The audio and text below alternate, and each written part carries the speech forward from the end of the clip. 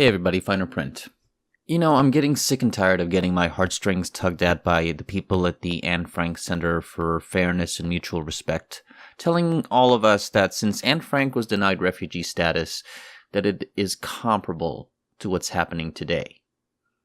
This perverted view of history without a semblance of context of any sort, or edifying facts about this, is liberal shorthand for feels over reals. The fact of the matter is that Anne Frank wasn't the only one who was denied refugee status by America. Close to 300,000 were denied visas at their consulates, which is the route that the Frank family took. But the Anne Frank Center won't divulge that. They are far too busy calling people out on Twitter for not putting bacon on a Happy Meal served to Muslims, and actively engaging in political revisionism when it comes to comparing the case of Anne Frank to that of the current refugee crisis. Look, we all want peace in this world. No one is saying that war is a good thing, and having refugees is terrible by any metric. But the level of callous commodification of Anne Frank's story is one that I cannot sit idle about. My family has been scarred by the Holocaust. Both of my parents are children to Holocaust survivors. My maternal grandfather was one of the first to be deported from his hometown to Auschwitz, where he remained the sole survivor of a family of 8. He was not even afforded the option of going to a U.S. consulate to apply for a visa to the U.S., but that's not even the point. The point is that Anne's story, which is tragic and sad, should not be used as currency to influence people to serenely accept and endorse the influx of refugees without any hesitation or inspection.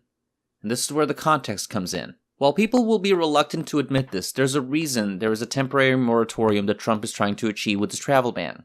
Not a Muslim ban, travel ban.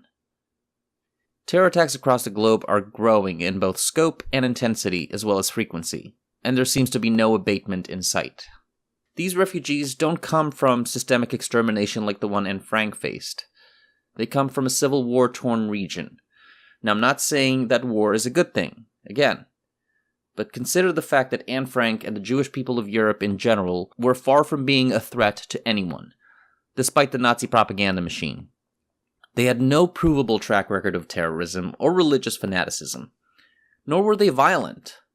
In fact, most Jews in Europe were integrated into society, indistinguishable from the rest of it. They were, for all intents and purposes, German, Dutch, French, Belgian, Greek.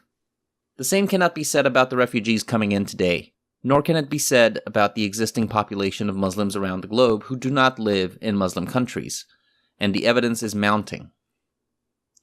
They refuse to integrate, actively segregate, radicalize and attack their host countries from within. Yet these are the people we're supposed to open our doors and hearts to? No.